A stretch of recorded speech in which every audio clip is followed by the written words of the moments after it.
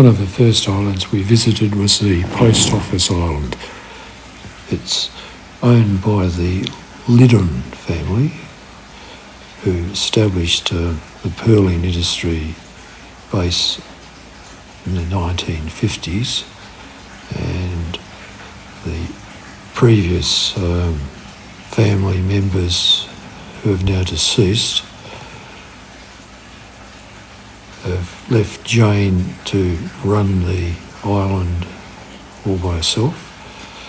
She has some people that help her out, and she has a little area where she has a shop and presents all the jewellery and pearls and so forth that she harvests from the ocean nearby. They are quite exclusive. They're sort of black pearl, or different sort of shades of grey, I should say. And they have a shop in Geraldton that also sells them. She gave us a lecture which indicated the difficulties of growing the pearls and how labour intensive it is and so forth. We got permission from the Department of Biodiversity and Marine Parks to fly the drone at the Abrolhos, as long as we abided by the CASA regulations for flying drones, and managed to get some quite nice views of the actual island from the air, which shows all the reef and the outline of the horseshoe-shaped island. That's the Abrolhos boat sitting there at anchor, and we used little runabouts to get to the island itself. We ended up having to walk right around from one side of the horseshoe to the other side. This island is part of the Pelsart group of islands, and it's a southern group.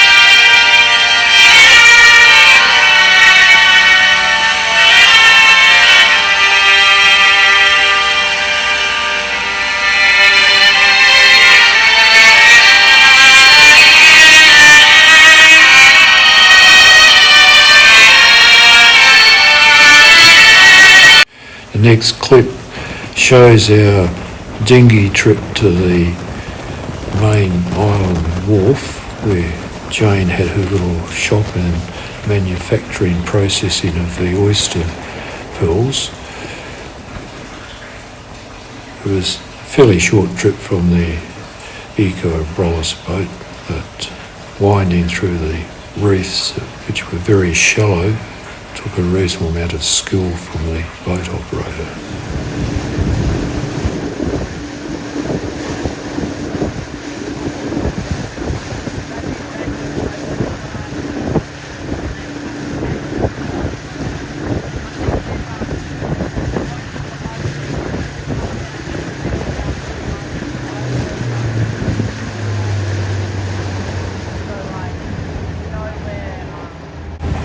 pearls are farmed in the nearby waters, and there's lines of buoys where they are hung from the buoys on ropes, and there's quite a process where they actually have to pull them in regularly, clean them, put them back, and it takes about 9 months or so for the oysters to develop to a reasonable size before they're actually harvested.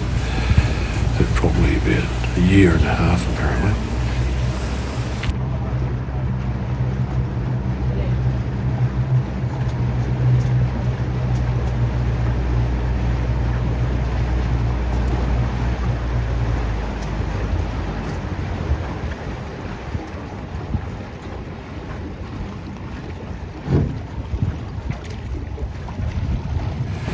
This is Amy. She was a jack of all trades on this boat. She was a historian, told stories, ran around after people. She was a really valuable part of the crew.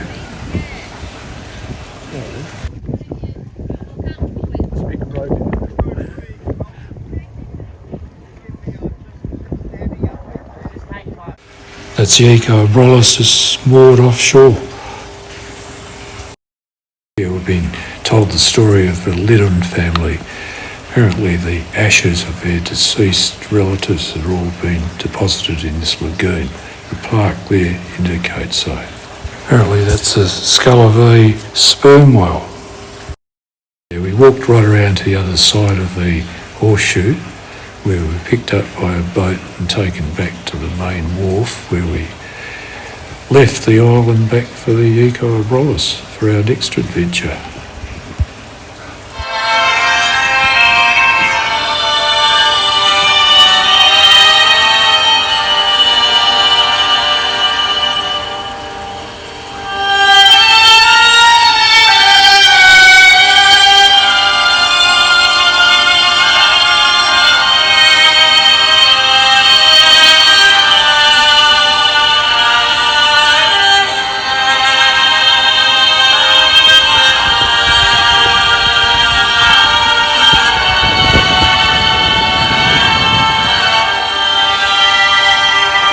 Next on the agenda was a walk around the wooded island, which was another boat trip away from the post office island.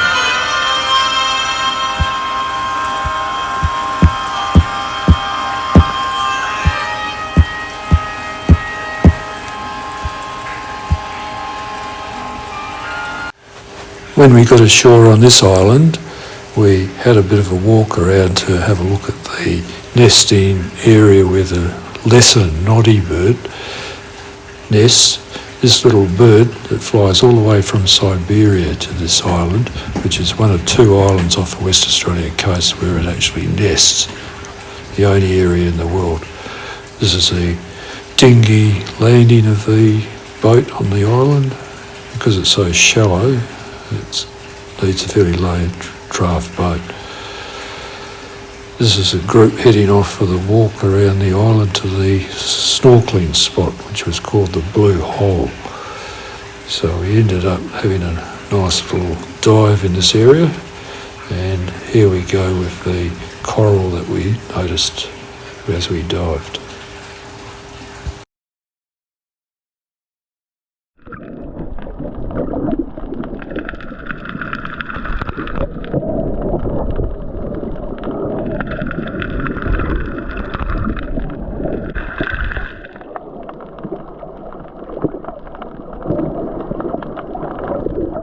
To capture a cuttlefish sort of poking its head out from under a rock. It sort of uncurled some of its tentacles and then slid back under the rock. Nice colours though. Plate coral was quite impressive around this area.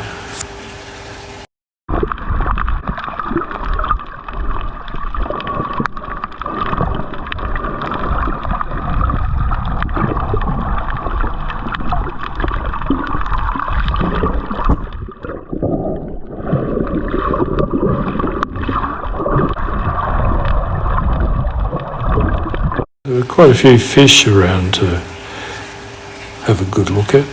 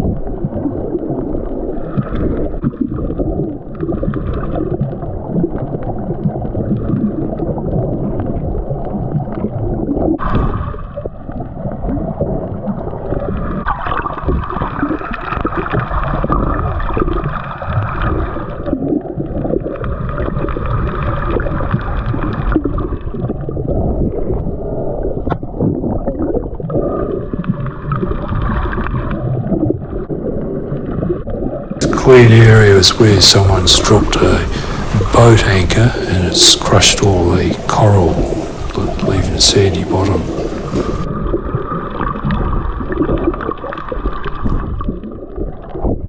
Beautiful purple colours in the stag coral. They came in quite a variety of colours.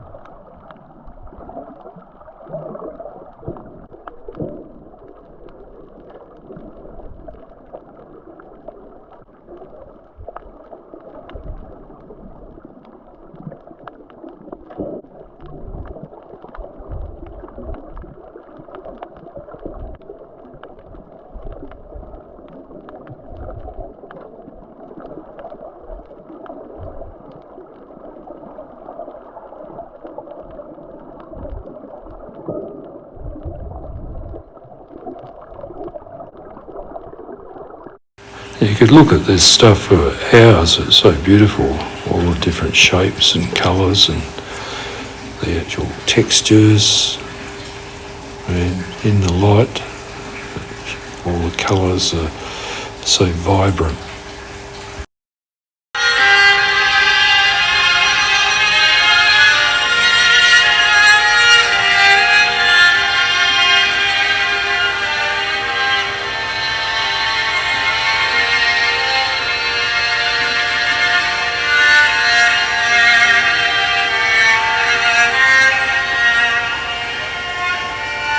A friendly seal decided to join us towards the end of the dive. It played around for a little while and then took off. People from the boat kept an eye on us to make sure there's no sharks around that could sort of upset the snorkel.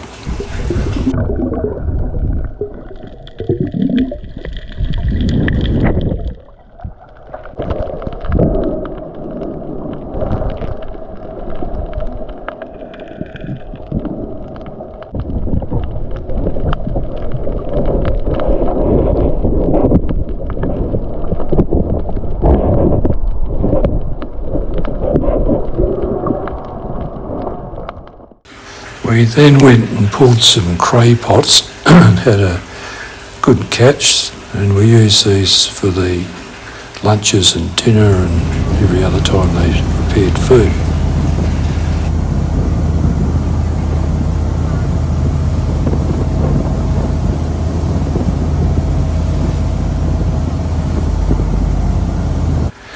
And that was the end of that day, with a nice sunset to finish off.